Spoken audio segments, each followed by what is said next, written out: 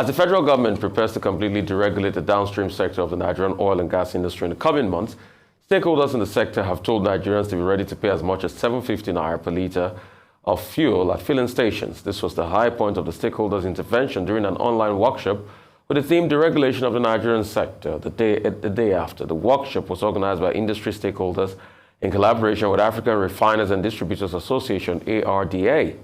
The downstream players, in conjunction with economic policy analysts and relevant government agencies, also outlined strategies and measures that should be deployed to ensure sustainable removal of petrol subsidies. It emerged yesterday also that Nigeria was struggling to find buyers for its crude oil, as strikes in French refining sector and seasonal maintenance at the plant somewhere else in Europe, cuts in the Organization of Petroleum Exporting Countries, OPEC sales, producer sales quotas. A lot has to be said about this, Ayo. Yes, absolutely. Now, just straight to the point, it's important to realize that the deregulation of the sector, the petroleum sector, particularly the removal of fuel subsidy, is one of the provisions of the Petroleum Industry Act. And President Muhammadu Buhari has stated it quite clearly that he's keen to ensure that he complies with the provision of the Act, one of which is the removal of petrol subsidy. The Finance Minister, Zainab Ahmed, has said this a number of times and talked about the government's plan to gradually, preferably gradually remove subsidy rather than just take off the band-aid and remove it all of a sudden. There's no doubt as to the importance of, or the benefits of the full removal of subsidy. This has been enumerated a number of times by stakeholders, by players in the industry, and by international bodies as well. Earlier this year, the World Bank and the IMF had said that it was important for Nigeria to remove subsidy in order to achieve its developmental plans and lift people out of poverty, so that we can rechannel resources to other, projects, other infrastructural development in the country. Therefore, there's no doubt as to the importance of the removal of subsidy. However, in previous times when this has been attempted, there have been a number of protests and resistance to it, chief of which is the resultant effect on the Nigerian people in terms of the suffering of the common man. What has been the argument that has been put forward is that if subsidy is removed, people are going to suffer. When you increase the price of petrol from, as it was done way back in 2012, by almost over 100% increase, people are going to suffer. Nigerians came out en masse to protest. However, 11 years later, the conversation is still on in terms of the fact that it is as a matter of necessity and urgency to do this so that we can save up to, according to this stakeholders meeting, 12 trillion naira in 4 years. And that money could then be plowed back into doing more infrastructural projects for Nigeria, health sector, education, and a number of projects that this money can be best channeled to. So what these players also spoke about at this meeting was a plan. I believe there are certain lessons that we can learn from the Naira redesign policy, whereby we see a good plan, which is for the ultimate good of Nigeria, highlighting the benefits, but if not well marshaled out, could actually do the exact opposite in terms of exacerbating the sufferings of Nigerians. Therefore, it's great that we're having conversations like this. And then at this point, to talk about the role and the place of the Nigerian National Orientation Agency, and the fact that the government ought to be open and transparent in conversations with the Nigerian people. Let's begin to sensitize people that this is coming, understand the benefits, so that people get used to the idea of the removal of subsidy. The other part of this as well, a lesson we can learn from the Naira redesign policy and how it was affected, is the fact that what Nigerians want to see is transparency. And the fear that has come up a number of times is the fact that when subsidy is removed, the money that's saved from subsidy removal is rechanneled, is corruptly managed. Therefore, we are back to square one again.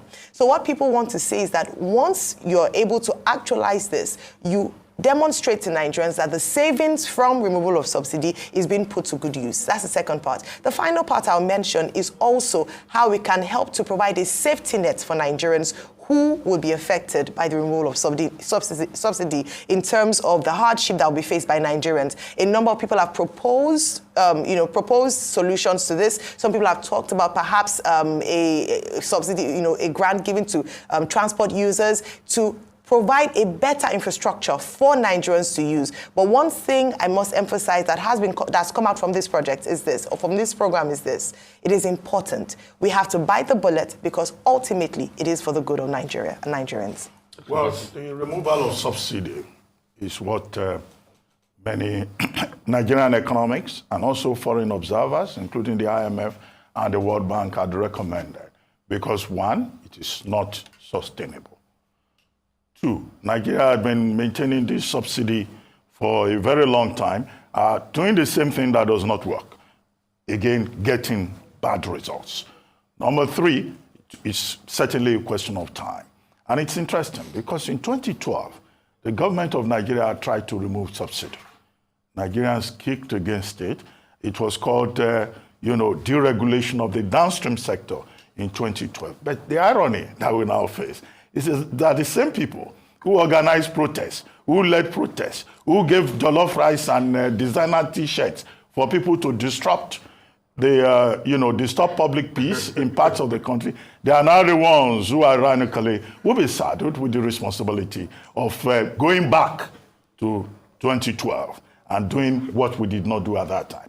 At that time, I remember that a number of economists during the debate at that time had said that, look, Nigeria should remove subsidy gradually in order to minimize the pain, the burden on the average Nigerian. Now what is being proposed is a complete removal. In line with the provisions of the Petroleum Industry Act, the final enactment of which, is one of the, positive things that this administration can claim. But when you remove it wholesale, after the government had dilly-dallied over the complete deregulation of the downstream sector, now they're saying that by May 29, it will be removed. And when it is removed, this becomes a major issue for the next administration. Now, we're told it will remove a fiscal deficit burden. It would, affect, it will lessen fiscal deficit. It will, reduce forex volatility. So there may well be opportunities, but there are also challenges. At a workshop over the weekend, online workshop, stakeholders in the sector are saying, okay, they support government removing subsidy, but this could mean that, you could buy fuel for as much as 750 naira per litre. IPMAN expressed the opinion that if forex is made available at official rate, I don't know whether we should have official rate or parallel market rate, but their suggestion from IPMAN is that the price could go down to 500 naira. But even at 500 naira, many Nigerians will still complain. So government has a responsibility to manage the process, to enlighten the public so that people don't just wake up June 1 and they go to the filling stations and they have issues. Two, how do they guarantee stock? You have to guarantee stock. One of the suggestions at the online workshop also is that the savings from the subsidy should be used to provide palliatives for people. Now, this was the same approach in 2012. Some of the suggestions with regard to agricultural produce, with regard to public transportation, we've tried it before. Are we going to be able to get it right this time? So how do you also deal with the resentment of the people? Because organized labor is likely to come forward and say, no, get the refineries to work. Do this, do that. Palliatives should be structured in this particular manner. And then, of course, the cost of everything will go up. But what is certain is that this is something we could have dealt with, in phases 12 years back. But now we have to take the bitter pill at this time. I don't think it's going to be easy for the average Nigerian if you have to buy fuel at 750 naira per litre. Already now, a lot of people buy at over 200 naira, but 750 naira per litre, you can imagine that the cost of everything will go up. We're told that there is food inflation in the country. People are still eating maybe twice a day. Maybe some people will end up eating once a day. Public transportation will also go up because the cost in terms of transportation will be shifted to the already overburdened Nigerian people. And landlords will also, increase rent, you can imagine, which is the part of it that I always find curious, because buildings that were put up at a time a bag of cement was just 100 naira. The landlord will tell you that the cost of cement has gone up, as if he's going to buy new cement to mix new blocks in a 20-year-old building. But that's the kind of knock-on effect that you're likely to have. One other important recommendation that came out of that workshop is about oil theft. Oil theft, that Nigeria needs to do something about crude oil theft, and that we're not doing enough. Then there has to be real professionalism on the part of the midstream and upstream authority, regulatory authority, otherwise known as the authority, created under Section 31, subsection 1 of the Petroleum Industry Act. Free market economics, market forces, no more subsidy. Well, we'll wait and see. It makes economic sense, but how about the social consequences, to borrow a phrase on the basis of which the Buhari administration decided to move the matter to the next administration? So I think it was the 1700s. Let me take you back. A certain man called Adam Smith wrote a book about the inquiry into what makes up the wealth of nations. And in that book, he propounded a lot of theory, talked a lot about demand and supply and how nations pretty much make their money. Where Nigeria is today is the lack of understanding of how to create wealth for its people. And that's why we're talking about subsidies. So how did the subsidy come about? I'll tell you how it came about. In the 70s, something happened. 73, Yom Kippur War happened. There had been a war raging in the East. Crude oil prices went up from about $3 per barrel to about $12 per barrel. Then, because of the international pricing, crude definitely was more expensive. So the rebate on the refining of crude became a problem. So the government started subsidies and cushioning the effect for a lot of Nigerians. But the thing about Yom Kippur War is that Nigeria made a lot of money. So the question is, what did we invest the money in? Could we have invested the money in expanding our economy to be able to cushion the effect long-term on the increase in petrol prices? No, we didn't. I tell you what we invested our money in: the cement armada. We bought tons and tons of cement. There was a lot of contract fraud in government and all of that. And we know how that continued. The cement armada blacklisted us internationally. All the gains we had made in the 70s, by the 80s, things started to go kaput. The economy was not good. 83, we all know what happened. From a thriving economy in the 70s because we didn't invest rightly, to an economy in the 80s that was already down on its knees. And Naira lost its value in 86. Then things continue from there. And that's the problem. In fact, only yesterday I was looking at a This Week magazine of the 80s that was talking about the push to remove subsidies on petrol. I said 80s, late 80s. So it's not today we've been talking about it. And we continued with a model. What are the problems on ground? The solution to this problem is to be able to revitalize our petroleum sector internally so that modular refineries can be able to produce at a certain capacity to meet market demands locally. I believe strongly Nigeria can be a net exporter of refined petrol. But we need to make investments and concessions. Till date, modular refineries still have to buy their crude in US dollars, which is a big problem for them because they can hardly get the forex. When you solve that problem, also be transparent. I think it's the transparency people complain about. It is the lack of transparency. That's why we have crude oil theft and some other sundry problems and all of that. When you are transparent, you incentivize the local sector, there's a whole lot more production, then you can have so much surplus and price will regulate. The 750, I'm a little bit iffy about that number. Yeah, because in that paper, they cited a lot of external factors, which might not get better now, which might get better soon. But when price definitely moderates, it's going to be about 500, like they say. But the truth is, we cannot be depending on the external factors of importation. The long-term solution to the problem will be looking inwards and ensuring that we have the same refined products internally to be able to buffer the extra costs of forex and some other things that we pay in subsidy. That's the long-term solutions. Dr. Abata, you talked about 2012. Yes, we had a good time to pull it out in 2012, but we all bungled it because it was politically convenient for us then. And so everybody made the plot and called President Goodluck Jonathan the villain. But obviously, those that called Goodluck Jonathan the villain see the point now, because then it made economic sense, but Nigerians followed sentimental sense. And the truth of the matter is, in logical, empirical conversations, we always make the mistake of following the biggest sentiment in the room, not the biggest logic in the room. So where we used to be over 10 years ago, where we shut down this country for the first 2 weeks on the from the 1st of January 2012 because of this same problem we've not been able to solve. That's what people call a scam. The long-term solution will be ensuring that we produce more oil within and be able to block the leakages and allow NNPC to be accountable to tell us how much they are even lifting every day and sort out the fiscal part. Then we can vitalize the economy and be net exporters. Moving on, Nigerian women gathered over the weekend to celebrate International Women's History Month at the British Deputy High Commissioner's residence in Lagos. The focus centered on addressing equity gaps and providing funding tips for Nigerian women entrepreneurs. Arise correspondent Ozzy Okoli reports.